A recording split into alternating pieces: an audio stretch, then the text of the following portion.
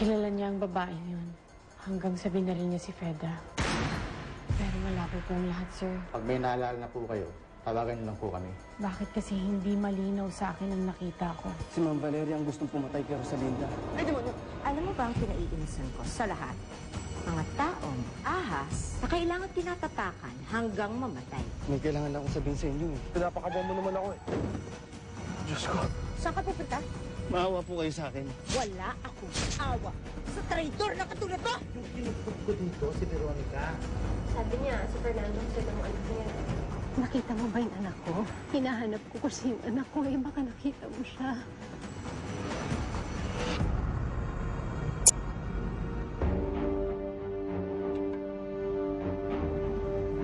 Demonyo ka. Hindi ako demonyo. Demonyo ka. Ginagawa ko lang ang tama. Makasalanan ka. Gusto mo sirain ang lahat ng plano ko. Hindi ka magtatagumpay sa mga plano mo. Diyan ka nagkakamali. Mamatay ka. Diyan ka nagkakamali. Magtatagumpay ako at hindi sa Rosalinda. Mamatay ka. Matay ka na. Tumigil ka na kasasatsat mo, peste!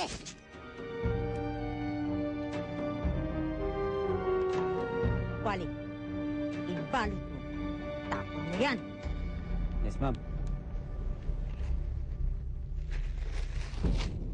Anak ni Ho? Oo, nakita mo ba siya? Nakita mo ba yung anak ko? Pasensya na ho kayo. Eh, hindi ko ho kilala ang anak ninyo. Matagal ko na kasi hinahanap yung anak ko. Gusto ko na siyang makasama. Alam mo, inagaw siya sa akin. Ang hirap mawalay sa anak. Huwag na ho kayong umiyak. Sigurado po ako isang araw makakasama din ninyo ang anak ninyo. Sana nga. Sana makasama ko ng anak ko. Ngayong araw ho.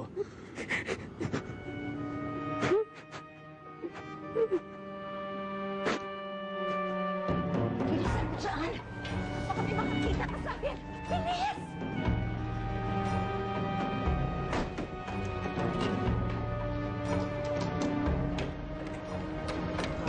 Ma'am, pasensya na po. May gusto po makipag-usap kay Sir Fernando Jose. Gabi na po, kaya sinamahan ko po sila. Sino? Yun po, ma'am. Oh.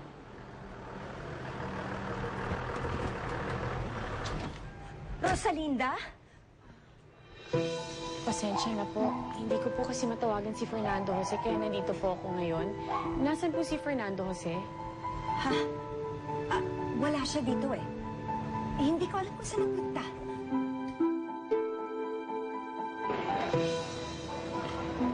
Sige ho, kain lang kayo. Bayad na po lahat yan. Sensya na ha. Kasi gutom na gutom ako. Ilang araw na ako hindi kumakain eh. Pero alam mo, kung kasama ko yung anak ko, hindi mangyayari sa akin ito. Kasi sigurado ako, aalagaan ako ng anak ko. Tulog na ako. Salamat ha. Salamat. Kailangan ko na umalis kasi hanapin ko yung anak ko ha. Sandali lang ho. Sayang. Hindi ko man lang natanong yung pangalan niya. Totoo ang sinabi ng Tatay Javier mo, Rosalinda. Si Veronica nga ang tunay na ina kay Fernando Jose. Kaya nga po ako nagpunta dito para sabihin yun kay Fernando Jose. Rosalinda, may ipapakiusap sana ako sa iyo. Ano po yun? Maaari kayang huwag mo na muna sabihin ang nalalaman mo sa dati mong asawa. Ako na lang ang magsasabi sa kanya. Sumitsyempo lang ako ng tamang pagkakataon. Alam ko kasi magugulat si Fernando Jose. Oo naman po. Hindi ko po sasabihin. Maraming salamat, Iya. Tatanawin ko itong utang na loob sa iyo. Maraming salamat. Hindi naman po ang tama. Dahil kayo ang kinikilalang ina ni Fernando Jose. Kayo po ang dapat magsabi. Maraming salamat.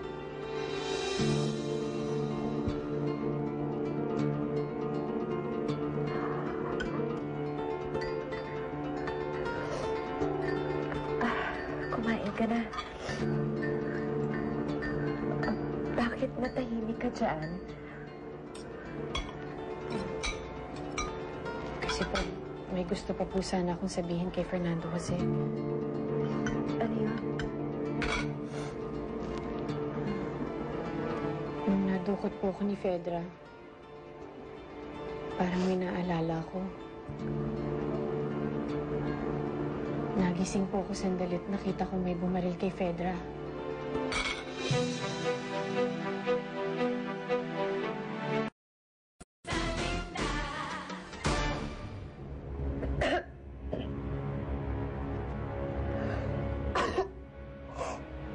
Okay lang po ba kayo?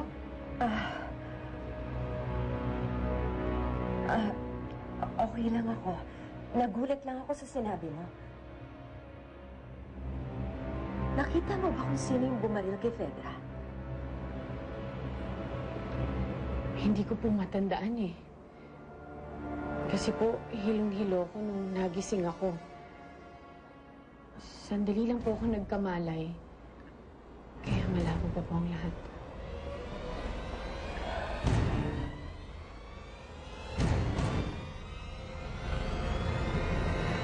Sige, kumain ka na.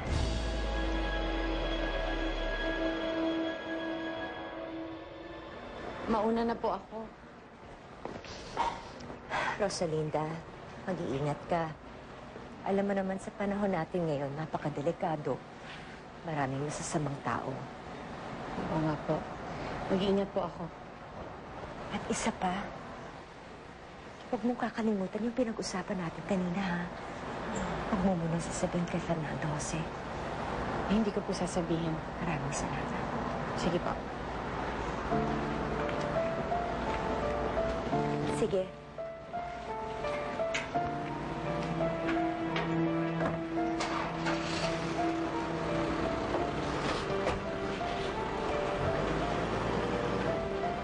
Bakit hindi pa natin siya niligpit? Bobo ka ba? Sadyang stupido ka talaga, Nawali. Di ba naisip?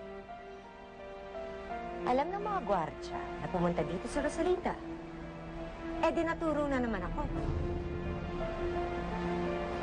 Oo nga. Pero sayang.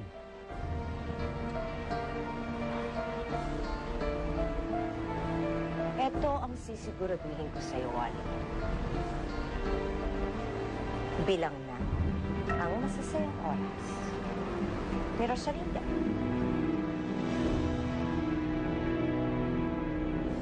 Julio! Julio! Sir Fernando Jose, kayo po pala. Lupita, pasensya ka na kung nagising kita. Pero nakita mo ba si Julio? Hindi ko nga rin po siya nakikita kanina pa eh. Kanina ko pa siya tinatawagan sa cellphone niya pero nakapatay. Fernando Jose? Si Julio hinahanap mo? Wala na siya sa atin. Bakit naman ba? Tinawagan lang niya ako kanina sa cellphone ko. Sabi niya, may sasabihin daw siyang importante sa akin. Eh, paano naman kasi? Nakabuntis siya ng babae. Lumuwas papunta dun sa kanyang probinsya. Ano ho? Si Julio may nabuli sa ibang babae? Por qué? Ano ko pa naman ako ang gusto niya? Salamat siya! Salamat! Ayos lang kami, Alex. Huwag mo kaming alalahanin. Sige na, magkita na lang tayo mamaya. Ate Rosalinda, nasan si Kuya Alex? Nasa meeting lang daw. Ate, kain tayo. Nagugutom ako eh. Mauna ka na ta, bebing. Mamaya na lang ako, ha? Sige ate, basta sunod ka ha.